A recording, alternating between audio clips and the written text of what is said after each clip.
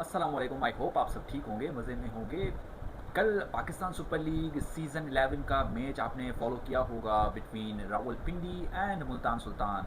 ये वही रावलपिंडी है जिन्होंने मुल्तान सुल्तान का नाम चेंज करके रावलपिंडी रखा था, और फिर जो है वो सियालकोट की जो टीम है वो निकल गई थी पाकिस्तान सुपर लीग सीज़न 11 से, और अगेन मुल्तान सुल्तान का कमबैक हुआ था पाकिस्तान सुपर लीग में।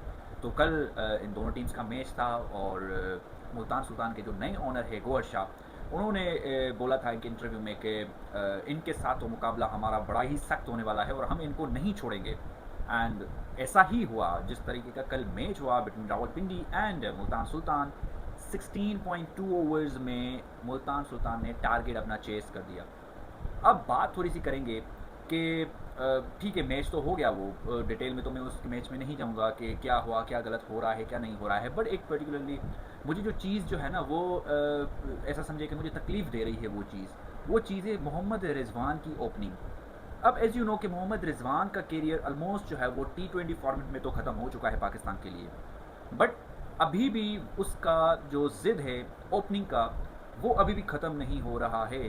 पहला match between Zalmi versus Multan Sultan Rawalpindi जो हुआ था, जिसमें रमीज़ राजा ने पूछा था मोहम्मद रिजवान से कि आप कौन सी पोजीशन पे बैटिंग करना पसंद करेंगे, तो ही सेड कि मैं कंफर्टेबल हूँ ओपनिंग पोजीशन पे, तो मैं ओपनिंग ही प्रेफर करूँगा पाकिस्तान सुपर लीग में। ठीक है, कोई बात नहीं, आप ओपनिंग करें, किसी को एतराज़ नहीं होना चाहिए। बट अगर आप उस ओपनिंग पे आएंगे और एक यंगस्टर का जो है वो हक मारेंगे, तो फिर ऑब्वियसली एतराज़ होगा, आपको में भी ना हो या आपके जो चाहने वाले हैं उनको ना हो, बट जो पाकिस्तान के लिए सोचते हैं ना, पाकिस्तान क्रिकेट के बारे में सोचते हैं ना, उनको ज़रूर थोड़ी सी तकलीफ़ होती है।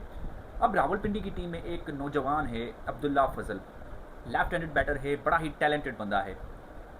23 साल उस बच्चे की उम्र है। अब 23 साल का वो लड़का जो फ्यूचर है पाकिस्तान का, उसको आप देखें कि किस तरीके से वेस्ट कर रहा है मोहम्मद रिजवान।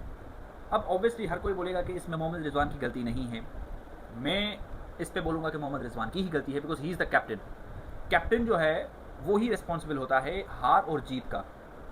आपने देखा होगा कि क्रिकेट में जो भी टीम वर्ल्ड कप जीती है तो क्रेडिट जाता है कैप्टन को, कोच को नहीं जाता है। आई एम श्योर उसमें रावलपिंडी की टीम में जो है वो इंजमाम भी बैठे हुए हैं डगआउट में, राशिद लतीफ़ भी जो है वो मैनेजमेंट के रोल में हैं, उसका भी क्रेडिट होगा इस टीम को बनाने में।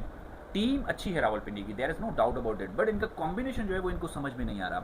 अब मैं आपको बताता हूँ कि ठीक है, मोहम्मद रिजवान जो है वो ओपनिंग कर रहा है। अब मोहम्मद रिजवान ने 4 इनिंग्स खेली हैं सो फार, रावलपिंडी ने 4 मैचेस खेले हैं, चारों में मोहम्मद रिजवान ने ओपनिंग की है।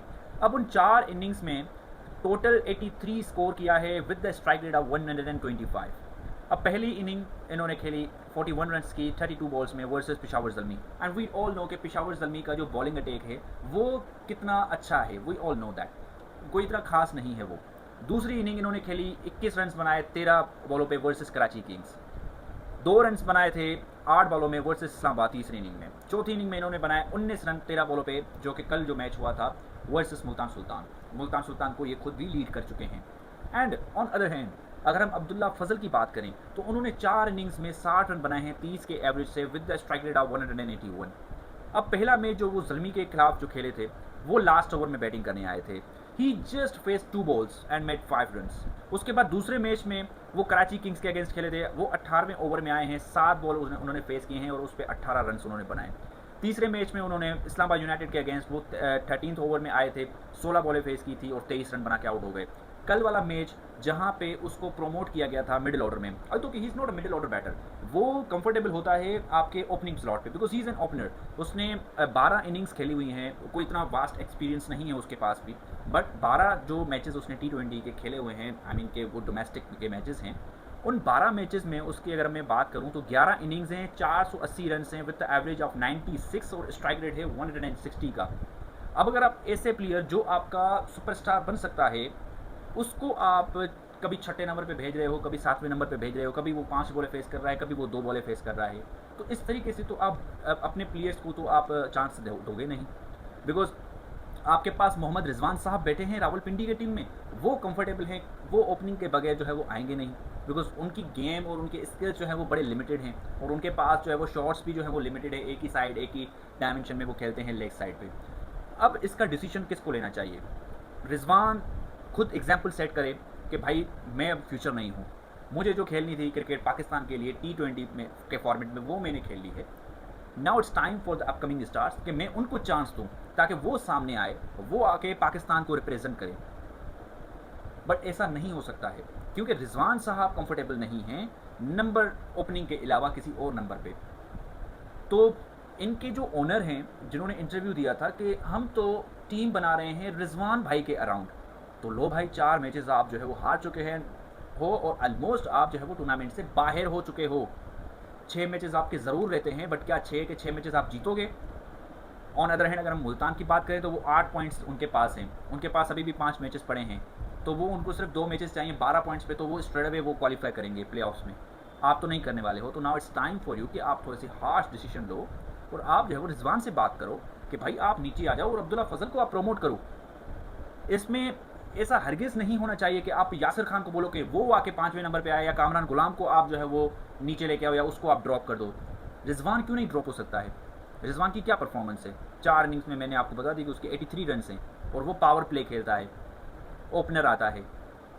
पावर प्ले में सबसे ज़्यादा PSL में 200 से ऊपर बॉल्स जिन प्लेयर्स ने खेली हैं उनमें सबसे जो कम स्ट्राइक रेट है वो मोहम्मद रिजवान का है, 125 का।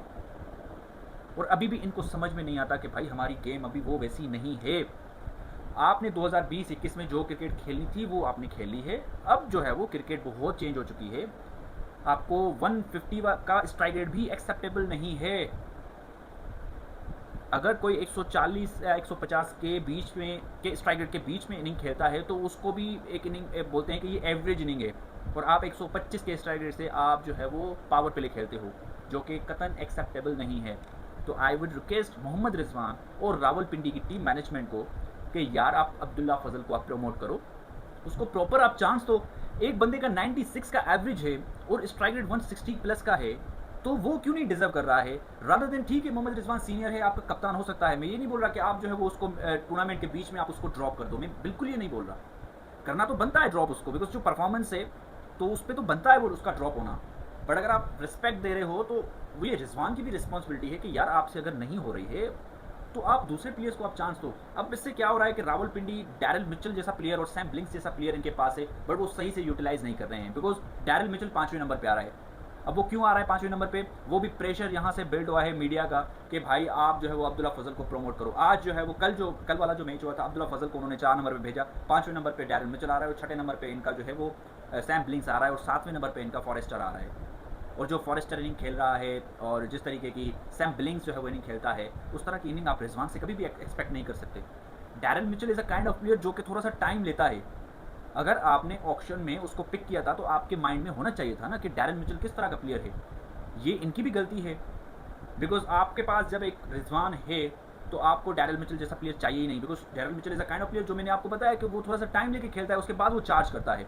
वो आते साथ ही चार्ज करने वाला तो प्लेयर है नहीं जो आपने उसको पिक किया है, और आप उसको नंबर भी 5 दे रहे हो। तो ये सोचना पड़ेगा रावलपिंडी की टीम को, बिकॉज अभी तो मेरे हिसाब से तो बहुत लेट हो चुका है, क्योंकि 4 मैचेस वो हार चुके हैं और 6 मैचेस बकाया जो रहती हैं उनमें से 6 के 6 मैचेस इनको जीतने पड़ेंगे, otherwise there will be a chance for them कि वो क्वालिफाई करें इन टॉप 4। 6 मैचेस लगातार जीतना क्रिकेट है, कुछ भी हो सकता है, बट यार ऑन अदर हैंड आप दूसरी टीम्स को देखते हैं तो वो टीम्स जो है वो प्रॉपर प्लान के साथ आती हैं। आप मुल्तान सुल्तान देख लें, कराची देख लें, लाहौर देख लें, इस्लामाबाद देखें। पेशावर ने तो 2 ही मैचेस खेले हैं, एक तो उनका वॉश आउट हुआ है और एक उन्होंने जीता है, तो पेशावर के बारे में तो हम कुछ नहीं बात कर सकते। बट यार इनको थोड़ा सा डिसीजन लेना पड़ेगा और रिजवान को खुद सोचना पड़ेगा, एग्जाम्पल सेट करना पड़ेगा कि यार मैं जो है वो कुर्बानी देता हूँ और अब्दुल्ला फजल को प्रमोट करो, मैं 5वें 6ठे नंबर पे आ जाता हूँ। टीम के लिए आपको करना पड़ेगा। अगर आप चाहते हो कि आपकी टीम प्ले ऑफ में जाए, आपकी टीम आप बेहतर मुकाबला कर सकते, अगर आप चाहते हो कि ठीक है जैसा चल रहा है तो बस ठीक है, नेक्स्ट ईयर में भी आपको रिटेन ना किया जाए, और अगर आई वॉज श्योर कि अगर आपको पिंडी वाले रिटेन ना करते तो आपको ऑक्शन में कोई पिक ना करता। हाँ, मैं भी आपको रिस्पेक्ट देने के चक्कर में कोई टीम आपको पिक करती, बट आप प्लेइंग 11 का हिस्सा ना होते कभी भी। तो इससे बेहतर है कि आप जो है अब्दुल्ला फजल को प्रमोट करो, आप 5वें 6ठे नंबर पे आ जाओ और डैरिल मिचेल को आप तीसरा नंबर दे दो या चौथे नंबर पे, मैक्सिमम उसका चौथा नंबर दो, उसके अलावा कुछ भी नहीं। आपकी राय क्या है मोहम्मद रिजवान के बारे में? आप भी कमेंट बॉक्स में ज़रूर बताइएगा। Thank you.